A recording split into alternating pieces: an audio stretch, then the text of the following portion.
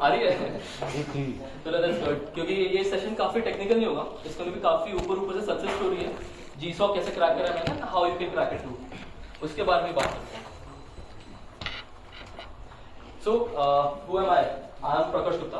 I'm currently a software developer at Expedia Group, and I've contributed to OWASP Foundation as a GSOC contributor in 2023, and I've also interned at DRDO DGRE Lab in 2022, and I'm a recent graduate from NIT Kurukshetra.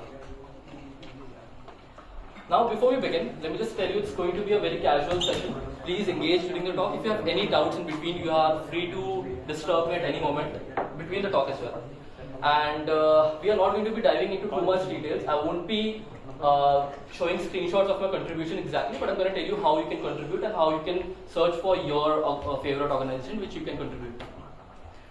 The slides will also be made available to you after the session, and after the session I'll also hold another Q&A. If you want to ask me anything off topic, feel free to ask me. Well, these are the things I'm going to be covering today. I'm going to start with what is open source. Then we're going to move to how we can contribute to open source. And then I'll tell you what is GSOC and how we can contribute to that. I'll also tell you about my journey with GSOC and what you should be doing at this particular moment if you are interested in contributing to open source organizations. I'll also be telling you how you can write a good proposal, and if you're selected, what you can do after and current during a GSOC period.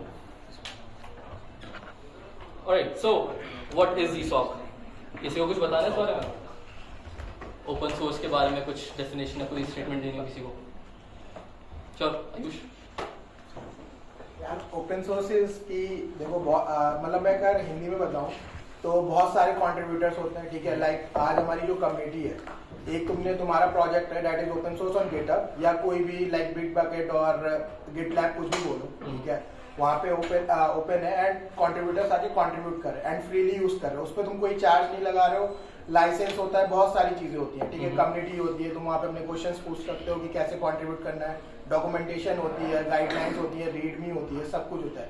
Readme is the part where you like वहाँ पे तुम्हें project के बारे में सारी चीजें पता चलेंगी, लाइक क्या प्रोजेक्ट है, कैसे कंट्रीब्यूट करना है, what are the guidelines, these all stuff regarding open source.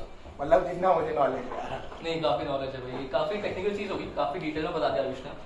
मैं बहुत ऊपर से बताता हूँ। ओपन सोर्स कुछ नहीं है। For example, if you have a project, वो आपने पब्लिकली अवेलेबल करा दिया and any developer in the world has the access to view it and modify it. अगर आप ये चीज आपने ये राइट हर एक डेवलपर को दे रखा है, तो आपका जो कोड है वो ओपन सोर्स है। वेल, इससे फायदा क्या होगा, क्योंकि आपने अपना जो कोड है, usually companies don't share it, तो अगर वो कंपनी ओपन सोर्स करे, पब्लिकली अवेलेबल बना रही है एक सीक्रेट चीज को, तो उससे उन्हें क्या बेनिफिट हो रहा है? वेल, क्योंकि अब हर पूरी दुनिया से डेवलपर्स उस पर कंट्रीब्यूट कर सकते हैं, they have the right to make changes to it and they are able to view the code as well, so that increases the robustness as well as increases the innovativeness in your code. अब for example, if I have 10 employees in my company, तो उसमें कितने ही 10 type के लोग ही मेरे को code में contribute कर पा रहे होंगे। नाउ अगर वो सेम कोड मैंने ओपन सोर्स करके गिटहब पे डाला हुआ है, आई एम इनवाइटिंग एवरीवन कि आपको कुछ कंट्रीब्यूट करना है, तो यू कैन कंट्रीब्यूट खुद से। तो 10 की जगह 50 लोग जो मेरे एम्प्लॉइज नहीं भी हैं, they can give me some insight. अगर मेरे में कंट्रीब्यूट भी नहीं कर रहा, तो एटलीस्ट मुझे कुछ इनसाइट मिलेगा कि ओके, ये मेरा इशू है, ये मेरा बग है, और may be you can add this feature. ये काफी बड़ा बेनिफिट होता है ओपन सोर्स का।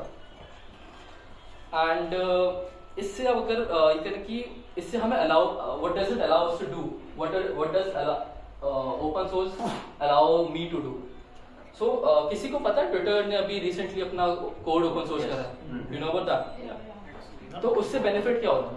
ट्विटर को तो एज सच किसी को इतना नहीं समझ आएगा कि बेनिफिट क्या हो रहा है, तुम्हारा क्या बेनिफिट हो रहा है उसको ओपन सोर्स होने से, इतनी बड़ी न्यूज क्यों हुई है, इतना हाइप क्यों मिला है?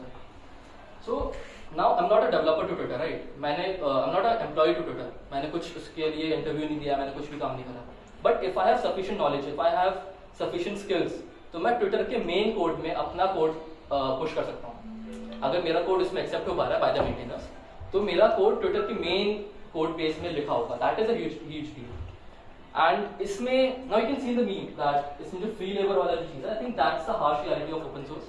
आप you are not going to get paid easily, it's not, आप अगर स्टार्ट कर रहे हो ओपन सोर्स, आपको पेमेंट कुछ पैसे नहीं मिलने वाले हैं, that's the harsh reality, but you can get paid by experience which is far more valuable. अगर मेरी पोर्टफोलियो पे लिखा हुआ है कि I have contributed to Twitter का मेन कोड बेस, तो it holds a very high value. Instead अगर मुझे 1 लाख रुपए कोई कंपनी दे रही होती जिसका काम कहीं दिख भी नहीं रहा है, उसकी कोई वैल्यू नहीं, बट मैंने ट्विटर के मेन कोड बेस में काम किया तो that holds a very good value. तो लेट्स डिस्कस कि how does open source contributions work. Well, so there are community of developers. हम एक कम्युनिटी के इवेंट में आते हैं, यहाँ पे कुछ डेवलपर्स होंगे, कुछ कंट्रीब्यूटर्स होंगे, कुछ मेंटेनर्स होंगे। कंट्रीब्यूटर का काम क्या होगा कि आप वो मेन कोड में कुछ ना कुछ उससे बग दिख रहा है, उससे कोई फीचर दिख रहा है, तो उसमें चेंजेस करके he has pushed it. And जो दूसरा रोल होता है दैट इज मेंटेनर। मेंटेनर का क्या काम होता है? Maintainers are usually license holder and they are also going to check जो आप कोड पुश कर रहे हो, normal developer who is pushing a code, क्या वो कोड सही है, क्या उसकी फंक्शनैलिटी में कोई बग्स तो नहीं है, इज इट वर्किंग करेक्टली और नॉट। ये मेंटेनर का काम होता है। तो मेंटेनर क्या करेगा? कंट्रीब्यूटर ने जो अपनी पीआर रेज करी है, maintainer is going to check the PR, is gonna run it and is gonna pass any comments if he wants कि कुछ चेंजेस और होने चाहिए, नहीं होने चाहिए। वो एक कम्युनिकेशन आता है मेंटेनर और कंट्रीब्यूटर के बीच में। इसके बाद जब when the maintainer have approved the PR, तो उसका जो मेन कोड होगा, जो पीआर होगी, वो एक्सेप्ट होकर मेन ब्रांच में मर्ज हो जाएगा। तो आई थिंक अब ओपन सोर्स का जो आयुष ने बताया, जो मैंने बताया, तो मैं कुछ आइडिया तो लगाओ कि ओपन सोर्स होता क्या है, राइट? तो लेट्स डिस्कस कि ओपन सोर्स में कंट्रीब्यूट कैसे कर सकते हैं। इसके लिए 5 पॉइंट्स काफी इंपॉर्टेंट है। First is going to be कि ट्विटर और गिटहब पे थोड़ा एक्सप्लोर करना स्टार्ट करो। ओपन सोर्स में तभी कंट्रीब्यूट कर पाओगे जब you have a open source project available. तुम्हारे टेक स्टैक के अकॉर्डिंग अलाइन होना चाहिए, it should align with your tech stack and you should be able to find a good open source project जिसमें तुम्हारा contribute करने का मन भी हो। That is going to be the first point. Second is कि गेट इन्वॉल्व विद कम्युनिटीज। काफी discussion forums होते हैं स्लैक पे, डिस्कॉर्ड पे या ट्विटर पे, उन पे कम्युनिकेट करो, लोगों से नेटवर्किंग करो। When you are networking with people you get to know a lot about it. For example अगर मैंने कुछ लोगों से नेटवर्क करा तो I am getting to know कि वो किस प्रोजेक्ट कंट्रीब्यूट कर रहे हैं, if they are a maintainer or not. For example, if I'm networking with a maintainer, so I can easily build up some profile in front of me. I can boast about my skills. And फिर उसके बाद मैं उसके PR में कुछ PR raise करूँगा उसके project में, तो it's gonna get review at least. क्योंकि स्पैम भी बहुत आते हैं, बट अगर एक नेटवर्क बनाने के बाद मैंने कोई PR रेज करी है, तो वो रिव्यू तो होगी at least. That's going to be big plus point. तो ये तो हो गए कुछ individual points. If you are exploring GitHub, if you are exploring Twitter and getting involve in communities, तो काफी इंडिविजुअलिस्टिक अप्रोच होगी है। Second can be mentorship.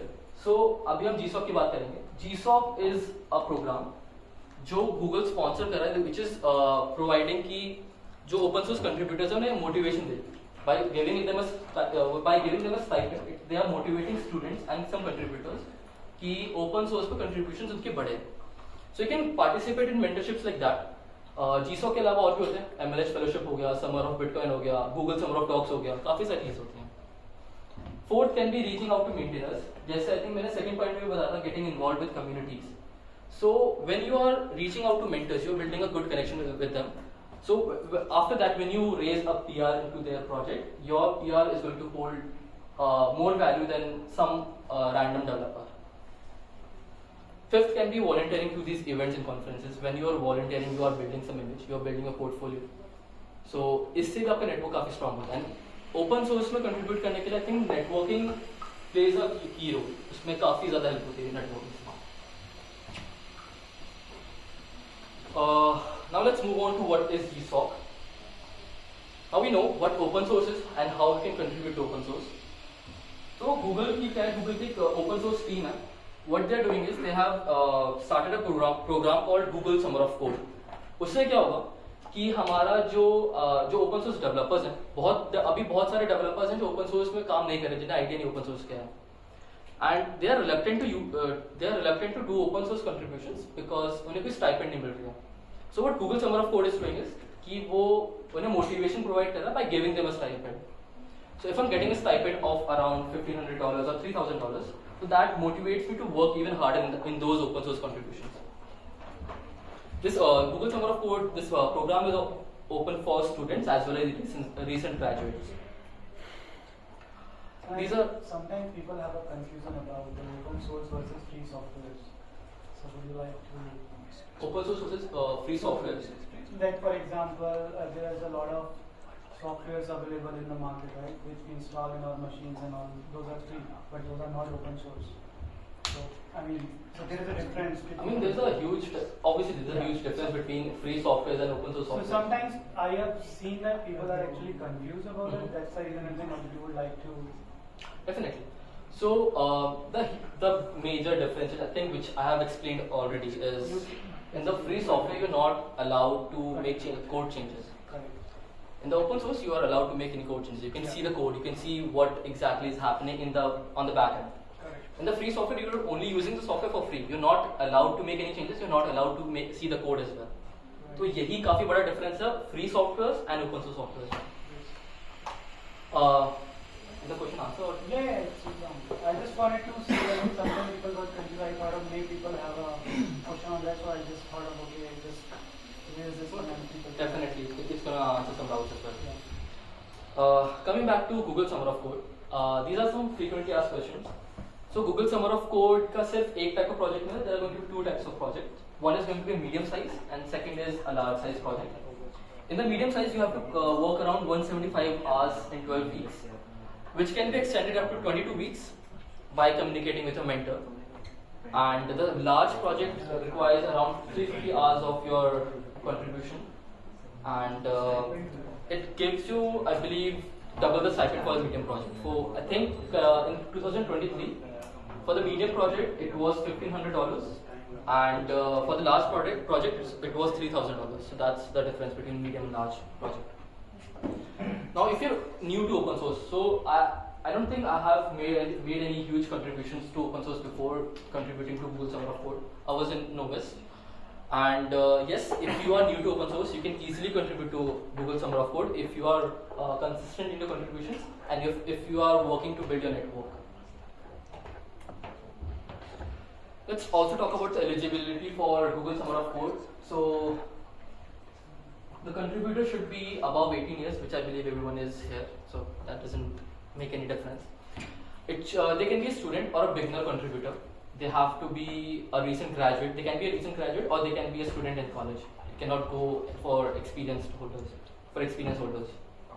You should be eligible to work in the country which you are currently residing in, and it should not be a US embarked company. And you're not.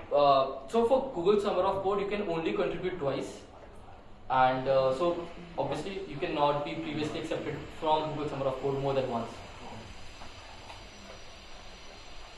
Now let's see how Google Summer of Code works.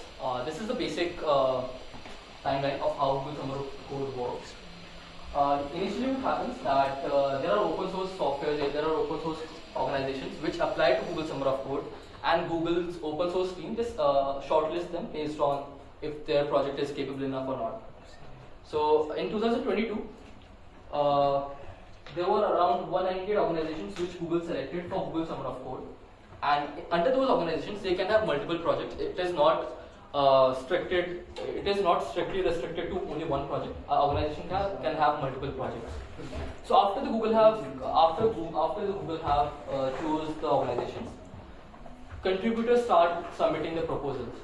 Organizations have listed the projects. They have listed the problem statements which they are asking the contributors to fulfill in. And after that, contributors are writing the proposal. They are writing what all the problem statements they are willing to work on, and based on that, the organizations have the power to select the contributor or not. After the mentor organizations have selected these contributors are paired with some mentors. So this is the major difference.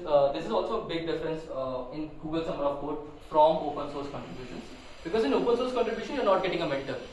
In Google Summer of Code, there is going to be a particular guy who is going to teach you how you can contribute to open source, how you can use GitHub. They're going to teach you very basics as well, if you are not, if you don't have any idea about that.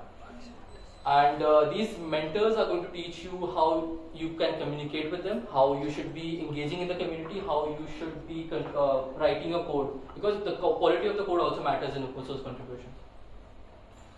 When the mentor is when the mentor is paired with the contributor, the coding begins, and it is generally 12 weeks. But if you want to extend that period, you can ask your mentor for that, and after careful communication, that can be extended up to 22 weeks.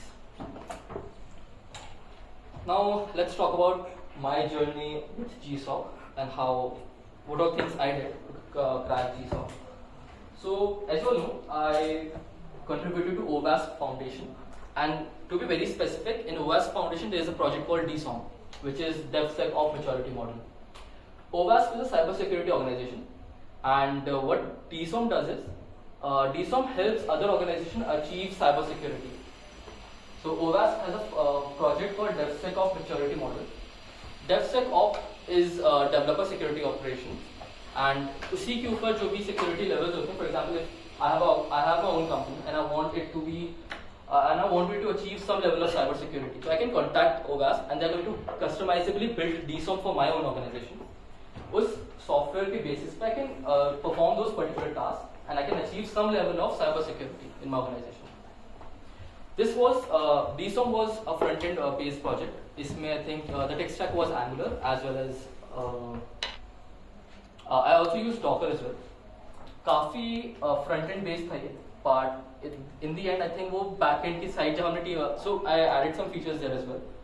So my task was to convert this front-end based project to a full-stack based project. So I started with front-end and then I ended up doing it with the full-stack project. If you want to see any contributions which I made, this the QR code is for the link of my GitHub gist, and you can see my blogs as well in the GitHub gist, as well as the PRs which I've raised. Sorry to interrupt you. Was the blogs mandatory to write? No, it's not mandatory, but when you start GSOC, there are going to be multiple meetings in the initial stages. And the GSOC org admins, they kind of insist, they kind of advise you that you should be making blogs. They should be, when you're contributing to an open source project, you should be documenting it as well.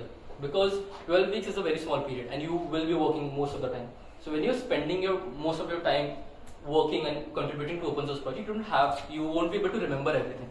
So when you're documenting it, you can show other people. For example, I'm showing you guys what all contributions I have made. So that's what documentation helps me with. And you have raised 5 PRs. Mm-hmm. So what was the time interval of? Is there any fixed time interval to raise PRs, or you decided? No, it's not a fixed interval. I think this is well communicated with my mentor. So when I'm writing a proposal, I communicated with my mentor that this is going to be a timeline of the features which I'll be working in. So I had 12 weeks. So in 12 weeks, I expanded all I had 5 problem statements for, you can see 5 PRs as well. So I wrote an implementation plan. I'll talk about that in the later slide, and on how you can write a good proposal. So while writing a proposal, my proposal consisted of how my weekly schedule is going to be, how well I'll be able to contribute, and how when I'm expecting to raise the PRs. I'm going to mention that in the proposal as well. तो उसके according ही major रहता है. If मेरे जो PRs हैं, जो मेरा proposal होगा, उसके टाइमलाइन के अकॉर्डिंग अगर चल रहा है तो इट्स गुड. उसमें ये जरूरी नहीं है कि 2 हफ्ते बाद ही आपको PR रेज करनी है, something like that. There is no time interval. But जो मैंने प्रपोजल में लिखा हुआ है, I should stick to that. 1 या 2 वीक का delay is understood, it's understandable. But उससे ज्यादा डिले होता तो मेंटर भी फिर वैल्यूएशन के टाइम पे आपके marks count. So in your proposal you write all the features with the timelines at least. Yes, proposal writing में काफी बड़ा पॉइंट था. I'll tell you about that as well. But proposal writing, I think that's going to take major part. आप contribute कर सकते हो, you can do everything. But proposal में आपको इतनी सारी चीज़ आपको mention करनी पड़ती है, तो आपको वो mentor के साथ जब communicate बहुत अच्छे level पे कर पा रहे हो, then you can write a good proposal. उसमें आपको बहुत clearly, काफी explicitly चीज़ें mention करनी पड़ती हैं कि what are you doing, what are you going to be working on. So I think मेरी journey तो मैंने बता, okay, sorry, my bad. मेरी जर्नी में ये पता कि ये तो OWASP और DSOM का मैंने आपको बताया. How I came across OWASP was कि I think I started in December only. I started in December of 2022, and I started looking for projects which I can contribute. But obviously, when you're contributing to open source project, your first step is going to be searching for an open source project. So I came across a few organizations. Rocket Chat was one of them. OWASP was one of them, and there was also Wikimedia. So because कुछ connections थे मेरे, I knew about these organizations, so I started looking into that project. तो इनके projects में जब देख रहा था, तो I came across this DSOM project, which was entirely based into front end. So I got interested. I have this skill set. I was a React developer before, so I was easily able to understand the Angular code. The DSOM is based on AngularJS, so I was able to understand Angular code. So I kind of got interested into that project, and I started reading the code base. I started reading the code base, and I started learning the tech stack as well. Angular के बारे में मुझे basic समझ आ रहा था, but I was not able to understand काफी depth में. तो वो चीज़ मैंने learn करना start करा. उसके बाद मैंने started contributing to good first issues. तो उसके बाद I got into touch with my mentor, Timo. His name was Timo, and after spending numerous hours contributing to that project before GSOC, I was able to build a good connection with him, and with that, I think that got me to GSOC majorly. Prakash, just one thing. So when I did my GSOC, they were still allowed to suggest your own projects. I mean, अभी भी वो हो रहा है या फिर नहीं? We can do that. अपना project suggest कर सकते हैं, but उसका काफी ज़्यादा not liability, but उससे काफी कम chances होते हैं कि वो आपका project accept करेंगे या नहीं करेंगे. तो suggestion यही रहता है कि you look into their problem statement, because Google की जो project list होती है, Google Summer of Code की, they mention a project list. तो OWASP का जो DSOM project था उसमें लिखा हुआ था कि they want these all features to be built during the GSOC period. जैसे परितोष ने बोला कि अपना प्रोजेक्ट अगर आपको सजेस्ट करना, you can definitely do that, but उससे पहले आपको before giving out the proposal आपको मेंटर से काफी अच्छे से कनेक्ट करना पड़ेगा. मेंटर को आपको प्रॉपर्ली कम्युनिकेट करना पड़ेगा कि आप ये फीचर्स ऐड करने की सोच रहे हो, which is not mentioned in the project list. I think that's a big thing. And in the GSOC project, do they mention the stakeholder names as well, like you are talking about? the org admins, yes, they do mention that. So in the there is a website for Google Summer of Code, and under that there is going to be a project list page. In the project list page, you can see all the organizations, and under those organizations, you can see all the projects which they have listed. When you go for those projects and you can see the problem statements in those projects, the name of the mentor is also mentioned there, and you can connect. I think the link or Twitter or LinkedIn, some link is also available so that you can connect with them. That's pretty much it. Let's move on to what you should be doing. So I've told you my journey about GSOC. Now I'm going to tell you what you should be doing if you are interested in contributing to Google Summer of Code. So this is a basic timeline for you, which I've built. You should start by finding open source project, which I did. So this is December, so I think you have pretty much good time. So you can start by finding open source project in December, and you can move on to January. When during January you can start contributing aggressively to those projects. In December you should be able to find open source project as well as understand the tech stack. January में आपको उसमें इतना ज़्यादा aggressively contribute करना है कि आपके contributions notice होना start हो before even contacting a mentor. आपके जब contributions notice होना start होंगे तो mentor को एक पहले से image बन जाएगी कि this is a guy who is already contributing to my code. So when I'm gonna reach out to him, they're gonna reply very quickly. They're gonna review my email at least. So on the UI, they have the filtering option on what technology-based project do they have? UI of Google Summer of Code should. Yeah. In the project list ID, there is going to be a search bar in which you can search which are technologies you are listed. There are tags as well for the technologies. So when you started contributing aggressively during January, you can move on to reaching out to mentors, because without reaching out to mentors, your contributions are not going to be merged to master plans. There are going to be many people, there are going to be many students who are going to be aggressively contributing. So to stand out, you have to make good connection with your mentor. During March, you can start working on your proposal. When you've raised a few PRs, when you've raised a few commits, you can start working on your proposal. You can start communicating with your mentor as well that this is the proposed timeline which I have in my mind. Do you want to alter anything? And then you can submit your proposal by the end of March. And also there is a timeline when for like one feature implementation, you will have many developers who are ready the same PR for the same feature implementation. I'm sorry, I did not get your question. So for example, you find out, okay, there's a project list, okay, these are the features I can contribute, you are aligned with this skills what we are talking about. At the same time, there may be other people as well who are seeing the same list, right? And they can also, because this is open source, right? You can also see that, I can also see that. I am thinking, okay, I can do also implement the same thing which you are thinking of. So I also try to connect with that stakeholder and also try to connect with that. So I'm just saying that for the same implementation, there could be possibility that there are more than one people are working at the same time. So could be the same PR being raised for same feature implementation. That is quite the possibility. And I think this happens a lot in Google Summer of Code because there are a lot of students who are actually immensely contributing to those projects.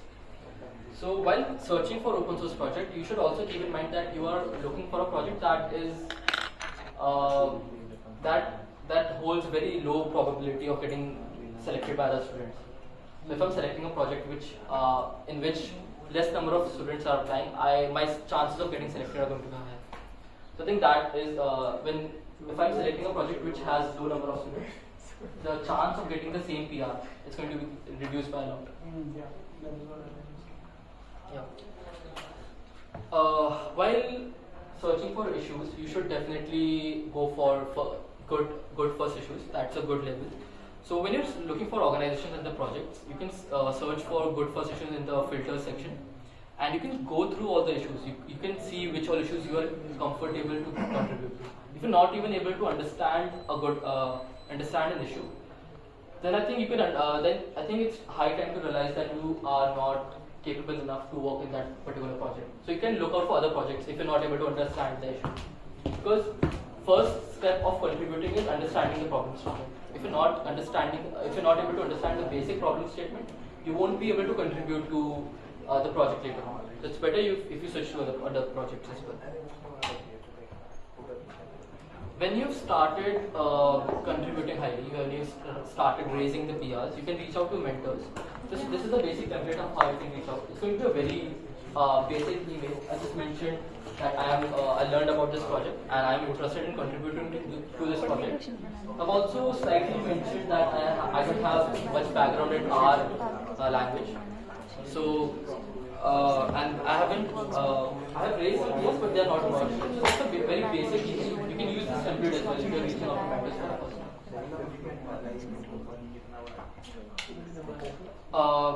Also, if you have already made some contributions to the projects, the chances of your email getting reviewed increases by a lot.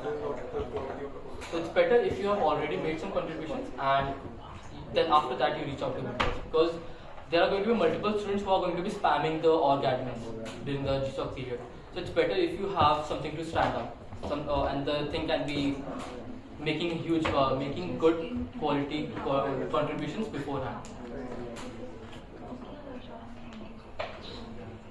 Now, since we have cleared what you should be doing for cracking GSOC, let's see what you should be doing to write a good proposal.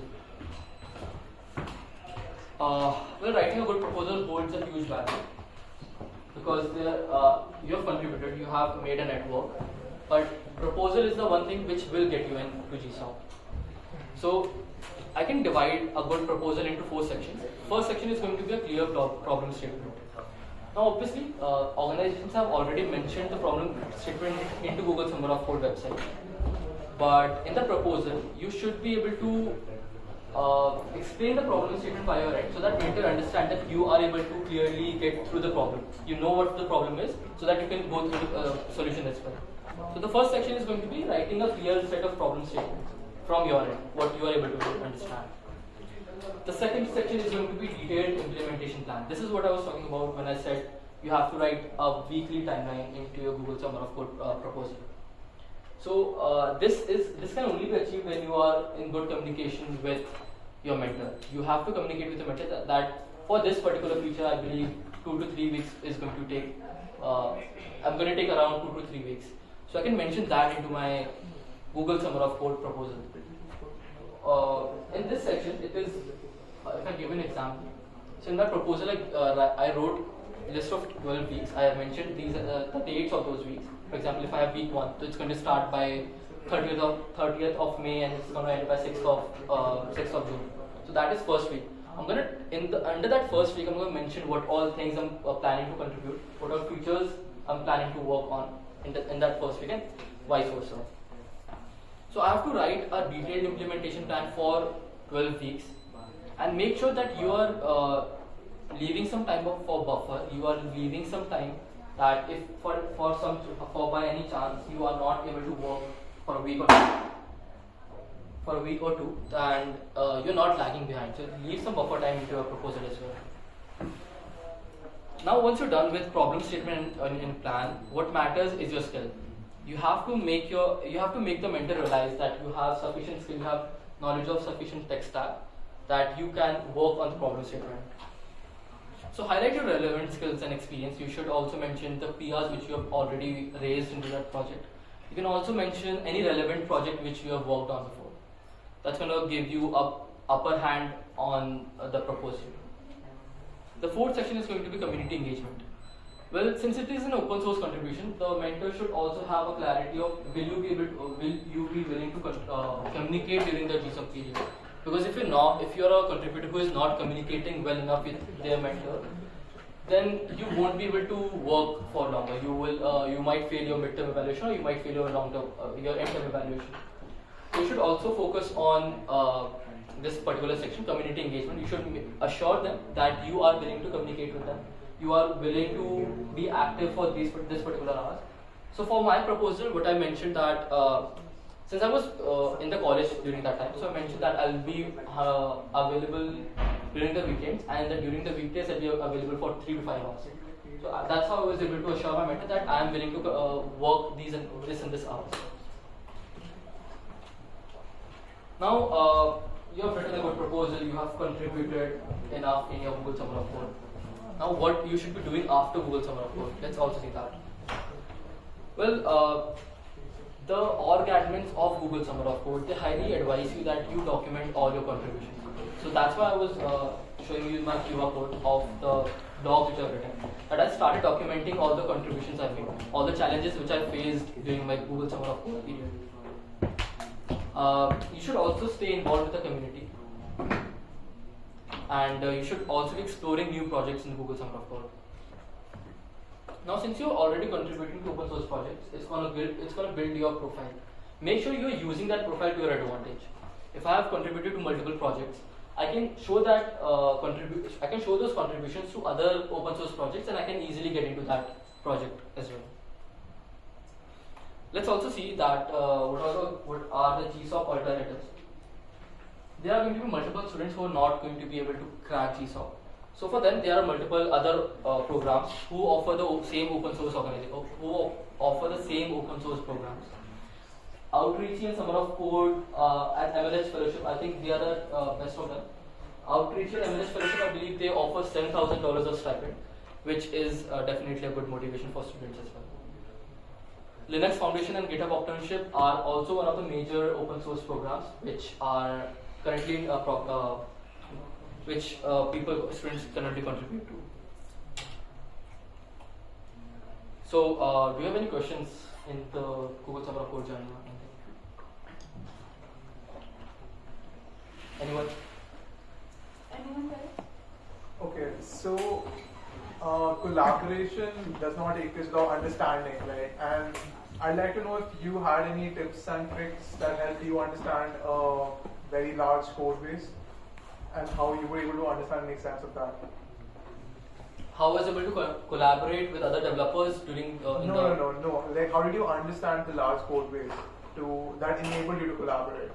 I think that's where you have to select the correct organization which you're able to the correct project which you're able to understand. So you have to go through. I think that's going to take a long time. That you are able to find a good project for yourself. So you have to go through multiple projects. You have to download multiple projects. You have to run multiple projects into your own system locally, and you do have to read the code base to very much extent. But if you have similar tech stack, I believe it's not going to take much of an effort to understand the code base into depth. That's, I believe, the thing. Okay, thanks. Any other questions? If anyone has, sure. Recently अगर कि मतलब बहुत सारे बच्चों को पता चल गया है कि हाँ ऐसा चलता है और इस बार क्राउड बहुत आने वाला है, so how to stand up? Google Summer of Code में ही या और भी किसी पहली चीज़ तो ये कि I think Google summer of code ने ऑलरेडी अपनी जो कैपेसिटी ऑफ स्टूडेंट्स जो हायर करते हैं, जो सेलेक्ट करते हैं, वो डबल कर दिया है। अभी रिसेंटली उन्होंने स्टाइपेंड को हाफ करा था ना, उस चीज़ को डबल करा था कि कितने स्टूडेंट्स सेलेक्ट हो सकते हैं। And if you talking about standing out from other people, I think वही पॉइंट्स हैं, good proposal writing, building a good network with your mentor. If your mentor knows you काफ़ी डेप्थ में, तो उसकी भी प्रायोरिटी यही रहेगी कि वो आपको सेलेक्ट करे, क्योंकि मेंटर का भी काम ये है कि वो आपसे काम करवाना है इन 12 वीक्स में। आप तो काम करने वाले आ रहे हो, बट उसका भी फोकस है कि वो आपसे काम करवा पाए। तो उस चीज़ के लिए आई थिंक आपका मेंटर से कनेक्शन बहुत स्ट्रॉन्ग है। If you have some reference और if you are able to communicate with them on a regular basis, I think that gives you an edge over other students. वो चीज़ काफ़ी बड़ा stand out करता है। Any other questions? Are we done? Chalo, thank you. Thank you so much. You can connect with me on Twitter using that link if you're interested. And thank you.